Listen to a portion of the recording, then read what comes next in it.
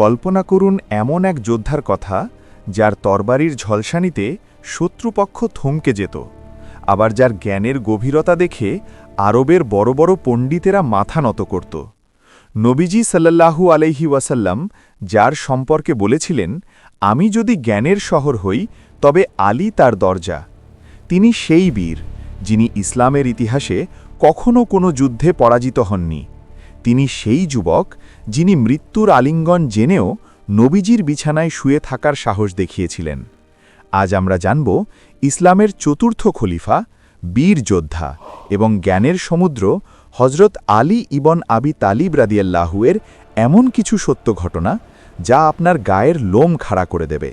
ভিডিওটি শেষ পর্যন্ত দেখুন, কারণ শেষে আলীর জীবনের এমন এক ত্যাগের গল্প আছে যা আপনার চোখে পানি এনে দেবে।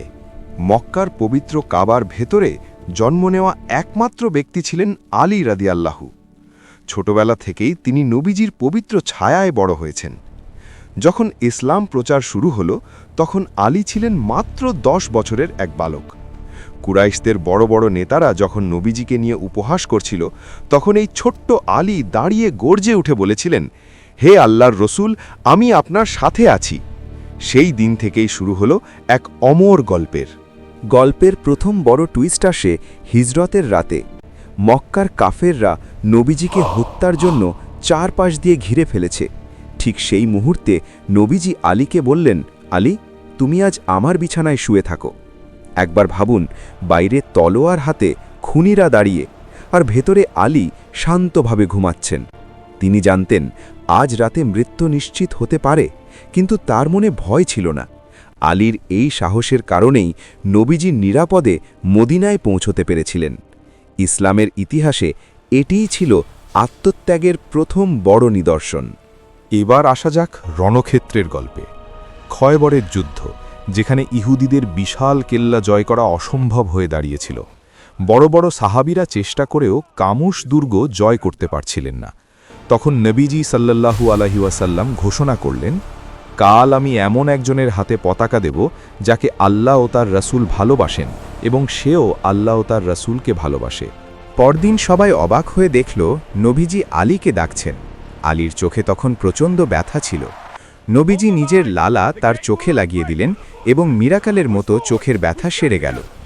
আলী যখন দুর্গের সামনে পৌঁছালেন তখন বিখ্যাত ইহুদি যোদ্ধা মারহাব তাকে চ্যালেঞ্জ করল।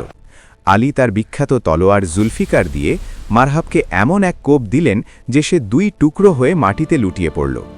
এরপর যখন ঢাল ভেঙে গেল, আলী দুর্গের বিশাল লোহার দরজা উপড়ে ফেলে সেটাকে ঢাল হিসেবে ব্যবহার করলেন।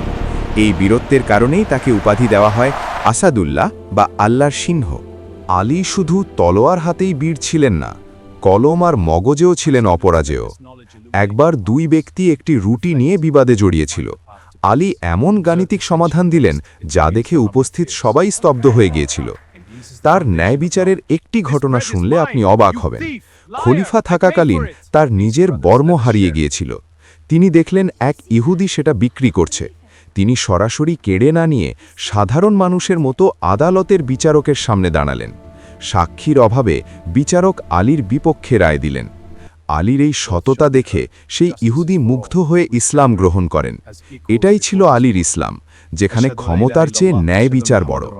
সিংহের মতো গর্জে ওঠা এই মানুষটি সারা জীবন ইসলামকে রক্ষা করেছেন, কিন্তু নিয়তির নিষ্ঠুর পরিহাস, তাকে শহীদ হতে হয়েছিল নামাজের সেজদায় থাকা অবস্থায়।